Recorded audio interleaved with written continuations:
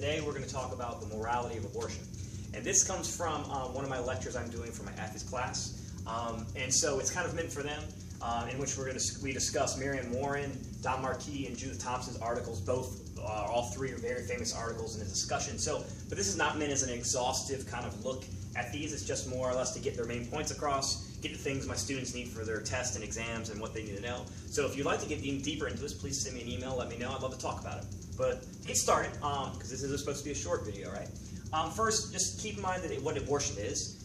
Most of us are clear probably already what that is, but that is the termination of the pregnancy, okay? In which usually the death of the fetus happens, okay? Also, the two terms pro-life and pro-choice. Most people might know what that means. Just to be clear, though, pro-life is anyone who believes that in most all cases abortion is wrong, generally akin to murder. Though there are some cases someone may claim they're pro-life, and maybe there's some very few circumstances. Like Don Marquis might have one circumstance that he believes that it might be okay to have an abortion. And then pro-choice doesn't mean you are pro-abortion. It just means that you believe there are certain choices that a woman can make in some cases, that she has the right to choose an abortion over having the child. Okay, let's begin with Marianne Warren. She is a pro-choicer, and her argument is based around the idea of personhood. And she believes that what makes it wrong to kill someone is that you are taking away their personhood. But it is not wrong to kill a fetus because the fetus is not a person. And she makes very clear in her article, let me get the title of it here, make sure I don't do it right, on the moral and legal status of abortion. In that article, she makes it clear that a genetic human is not the same thing as a human with personhood, okay? Just because you genetically have what it means to be a human doesn't mean you have personhood. To have personhood, you need a certain number of characteristics, and if you have these, then you have personhood and perhaps the right to life. Without it, you do not. Okay? And this is why, take for example, when someone is maybe in a vegetative state and they're on a respirator, why we can decide to end their life. Because though they are genetically human, they are lacking certain characteristics that would make them a person, able to make own decisions about their life, and therefore we can perhaps unplug them and terminate their life. She wants to make a similar argument about a fetus. It's not wrong to kill a fetus because it does not possess any of those characteristics we would consider a person to have. Now, in this article, she is just looking at a very early pregnancy, so in the first trimester, in which she believes none of those characteristics are there. And she believes the more characteristics one has, the stronger the argument you have to make in order to terminate or kill the person we are talking about. If it has all six, it's definitely a person, and you had better have a darn good argument if you are going to kill that person. And the less they have, the lesser the argument has to be. And if it, of course, has no of these characteristics, then you're allowed to terminate it. Okay? There wouldn't be anything morally wrong about it. It'd be morally permissible. And those characteristics, just on the top of my head, are sentience, the ability to feel pleasure and pain, emotionality, the ability to feel at least some of our more complex emotions like love, hate, sadness, reason. Philosophers have to have reason. The ability to solve complex problems. Communication, okay? The ability to communicate things through, and that's just not like a one-to-one type of thing. You have to be able to communicate multiple things through one type of thing, through one type of means. So through language, I can communicate something about philosophy. I can also communicate that I'm hungry. I can communicate that I like you. I can communicate all types of things through the means of language. So the ability to communicate, all right?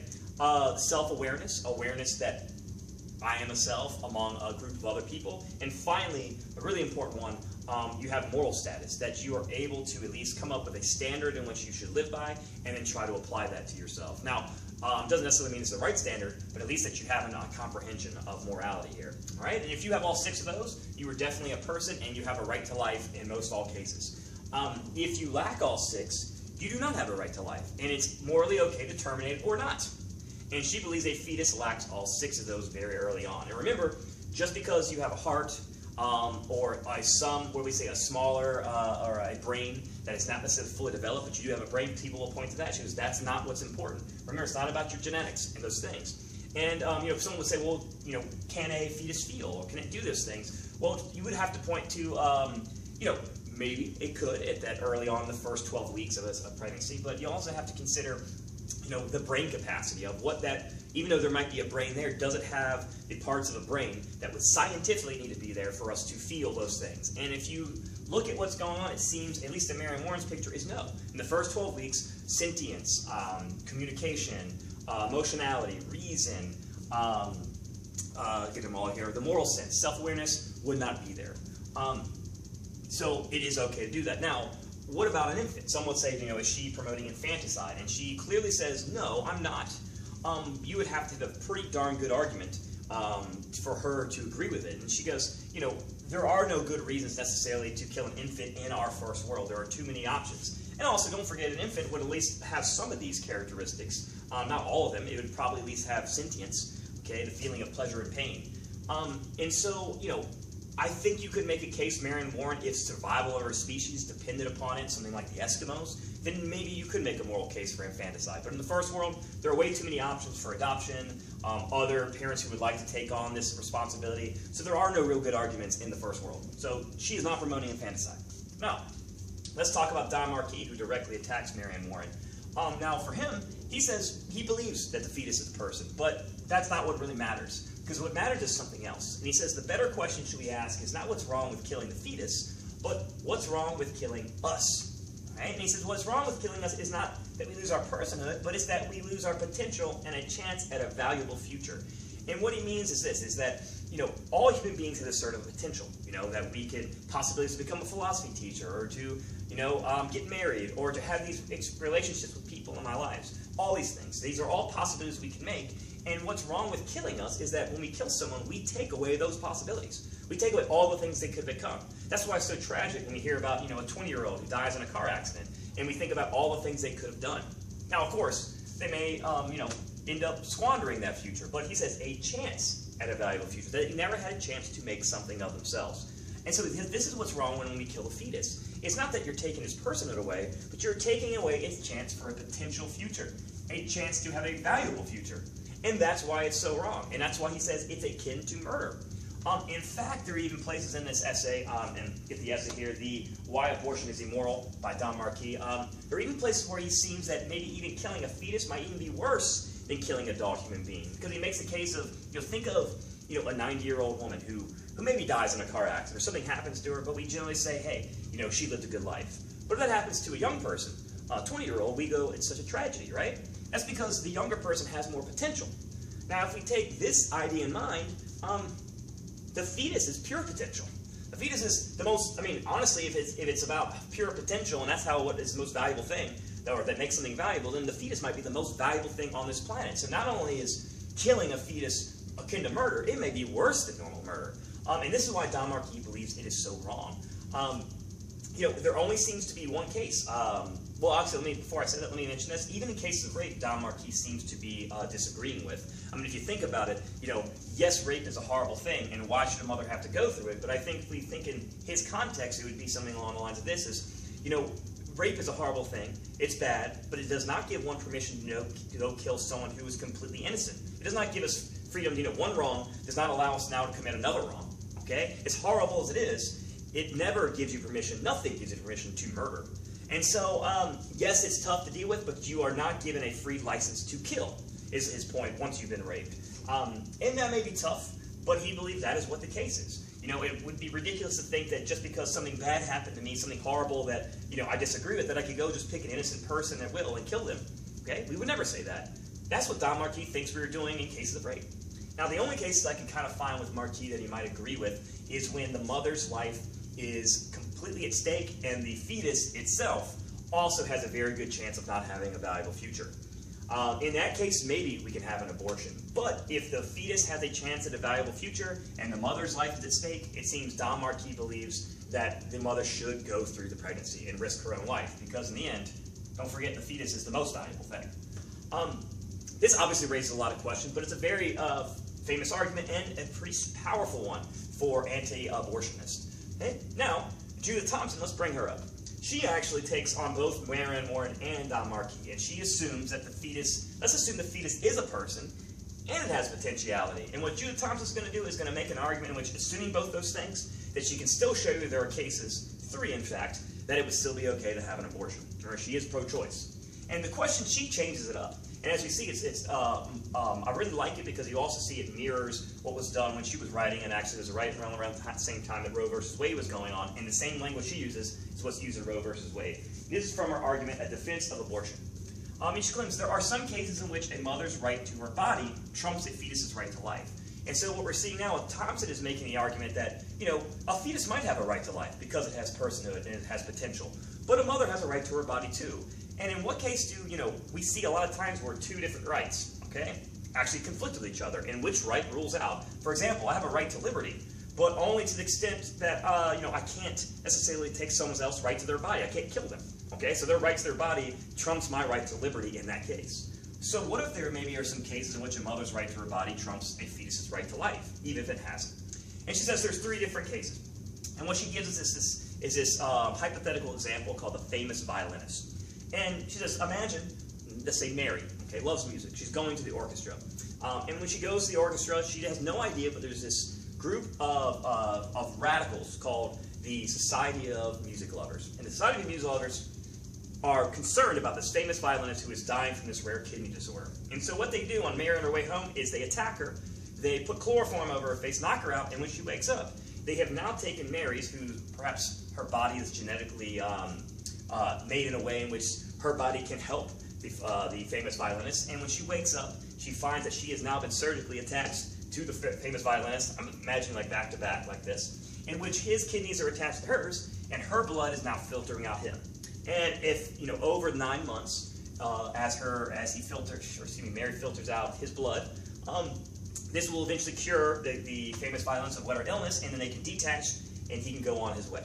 Okay. Now the question is, does Mary have to accede to this? Does she have to stay attached to him, even though she did not choose it? Now, Judith Thompson believes that, you know, Mary would be a really good person. She might even be heroic, courageous, if she decided to stay attached to this person. But does she have to accede?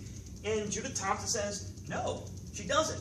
Yes, this famous violinist has a person, and he has potential. He's a famous violinist. But does she have to accede to this? Does she have to stay attached to him, even though knowing if she separates him, he'll die? And she thinks, definitely not. Okay, that would be ridiculous to ask her to be attached to this being. And so, of course, this is supposed to represent the case of rape. Okay, that a woman is forced against her will, she gets pregnant. Does she have to have this being, even though the being's innocent, his person, and his potential? And she says, in this case, seems to clearly show no. Okay, she gives another case, and I'm going to keep using the famous violinist, though she uses some other examples too, but just to keep on track here. And so imagine now the famous violinist goes out actually has some type of kind of believes in the Society of Music Lovers. Like, you know, I want to help them out. And actually, I heard about this famous violinist, and I heard that my genetic disposition can help him. And so I volunteer now, Mary does, in order to attach herself to the famous violinist. But as time goes on, a few months go by, the doctors come to her and tell her that actually she is risking her own life, and there's a very high probability, though the famous violinist may live through this and successfully come out of this, she has a good chance she will die. Does Mary still, because she originally chose to do this, does she have to accede to this? And Judith Thompson once again says, hey, she would be courageous, almost heroic, kind, but she does not have to accede, and she would not be unjust by detaching herself. This is what we call the self-defense case. She is defending herself. Now, yes, this other person is innocent, but so is she. And it's, you know, it's a sad situation. No one doesn't think that. But in the end, does she have a right to do this? And Judith Thompson believes yes. A woman has a right to her body in this case. And her right trumps this fetus's right to life. So that's the self-defense case. And then there's a third case, and this is the one that sometimes is harder for her to make, because it also, I think, brings in another assumption. And that is what we would call the consensual sex with protection case. So let's use the famous violinist again for this one. So let's say, you know, going to the orchestra, there is this really high risk that the Society of Music Lovers will come get you and attach you to the famous violinist and put you in this situation. But you're kind of like, I still love music though. And you've also just, over the years, we have developed certain protection methods you can have. Maybe you wear certain clothing, you have certain people with you to protect you, and we're able to, from the Society of Music Lovers, and they're able to actually get your protection rate to 99.9% chance that they will not get you. So you go, and you love music, so you go. Well, guess what? You wake up in the morning, and there you go, the Society of Music Lovers, you were that 0.1% chance, and now you're attached to the famous violinist. The question is, do you have to accede now? Can you detach yourself? I think this question really based itself, because obviously it has to do with consensual sex and using protection, but an accidents happen, right? And people will say, the only safe sex is no sex. And so I think this argument, if Judith Thompson is right, that she, even in this case, has a right to her body, it's based on the assumption that human sexuality is such an important and integral part of our lives that we cannot expect people not to do that. And I think if we accept that, then I believe that Judith Thompson might be right on this, that she has a right to her body in this case. I drive my car. We know cars can get me killed. Even if I drive the best, there may be someone else who kills me, okay? But we wouldn't blame myself. Or I should put it this way, not kill me, but as I'm driving, I'm putting my blinker on, everything like that, someone else still might hit me. I know that's always a risk, okay? But it doesn't mean I have to stop driving, right? So now, in this case here, I know it's a risk that this might happen, but we're doing everything in our can. It's not like I'm driving erratically. I'm doing everything in my power to do it, and accidents do happen, okay? But would I be at fault? And I don't think you necessarily are, Judith Thompson doesn't believe. And even if you were, it still seems that you would have a right to your body over this case. But of course, many people don't think the same thing about sexuality. Is it that fundamental of meaning, that fundamental to our lives? I kind of believe so, but others might disagree. Like, once again, hey, don't do it if you can't be responsible for what happens. And I think that's the tougher case for her to make. Could the third one be made or not? But anyway, in the end, the point is this, if Judith Thompson is at least right on 3 of these points, there is at least a case to be made that we should have legalized abortion for these cases, okay? Because they're moral. Now, she admits there are many cases in which it is not moral to have an abortion. But the point here is that we are not, in order to protect the 3 cases she does talk about, and a few others as well, that we're going to have to protect all those people, even though cases that we don't believe the morality of it is safe, especially in the first trimester. Think about it. All right, case of rape, we get it. But, I want to know if you're raped or not. Now imagine going into a clinic and having to prove that you're raped or not, and do that. Now, there are some people who just might make that up. But also think of the people who were raped and are, afraid to say anything or don't want to talk about it.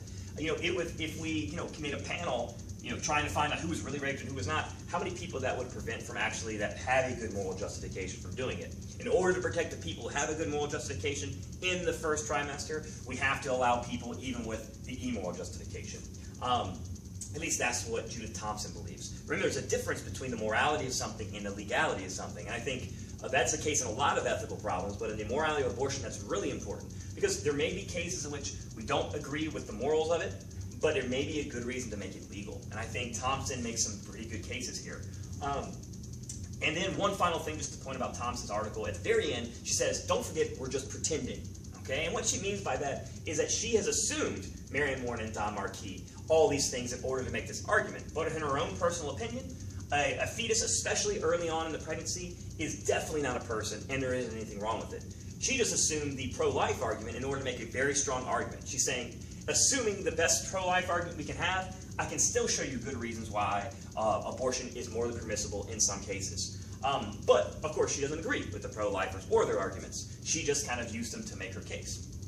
Well, if you have any questions, that's it for now. And remember, this was just a quick kind of run through. There's a few parts that we definitely didn't talk about, but I'd love to talk about them with you.